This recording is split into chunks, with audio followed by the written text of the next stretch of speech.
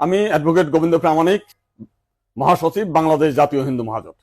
গতকাল বিকালে শেখ হাসিনার পদত্যাগের পরে এদেশের হিন্দু সম্প্রদায় মনে করেছিল যে তাদের উপর বিশাল একটা হামলা, লুটপাট, অগ্নিসংযোগের ঘটনা ঘটবে।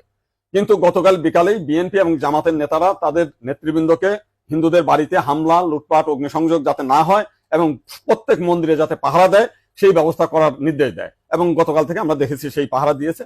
সাধারণভাবে হিন্দুদের উপরে বড় কোনো মন্দিরে কোনো হামলার ঘটনা ঘটে নাই। কিছু আওয়ামী লীগের হিন্দু নেতা আছে যারা বিভিন্ন সময় লম্পঝম্প করেছিল, তাদের বাড়িতে, শুধু হিন্দু বাড়ি না, মুসলিম আওয়ামী লীগ নেতাদের বাড়িতেও হামলা হয়েছে, লুটপাট হয়েছে এবং সামান্য কিছু সুযোগ সন্ধানী এলাকা ভিত্তিক তারা কিছু সামান্য মন্দিরে হামলা করেছে, সেটা ব্যাপক বিষয় না। কিন্তু আমরা দেখলাম যে ভারতের রিপাবলিক এইটাকে নিয়ে ব্যাপকভাবে রিউমার ছড়াচ্ছে, নানান কিছু মিলে উদ্ভট কথাবার্তা বলছে।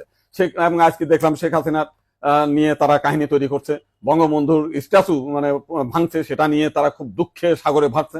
আমার এক সাংবাদিক ফোন দিয়েছিলাম, তাদের বলেছি যে আপনারা যদি শেখ হাসিনার জন্য যদি এত কান্না আপনাদের মধ্যে আসে, তো শেখ হাসিনা ভারতে গিয়েছে, আপনারা ভারতের প্রধানমন্ত্রী নরেন্দ্র মোদীকে সরিয়ে শেখ হাসিনাকে আপনারা প্রধানমন্ত্রী হিসেবে ঘোষণা করেন। সে ভারতও রক্ষা করতে পারবে, আপনার সেভেন সিস্টারও রক্ষা করতে পারবে। আপনারা তো প্রতিদিন বলতেছেন যে শেখ হাসিনা না থাকলে ভারতে সেভেন সিস্টার থাকবে না। তো এইবার আপনাদের একটা বিশাল সুযোগ আছে, আপনারা শেখ হাসিনাকে ভারতের প্রধানমন্ত্রী করেন।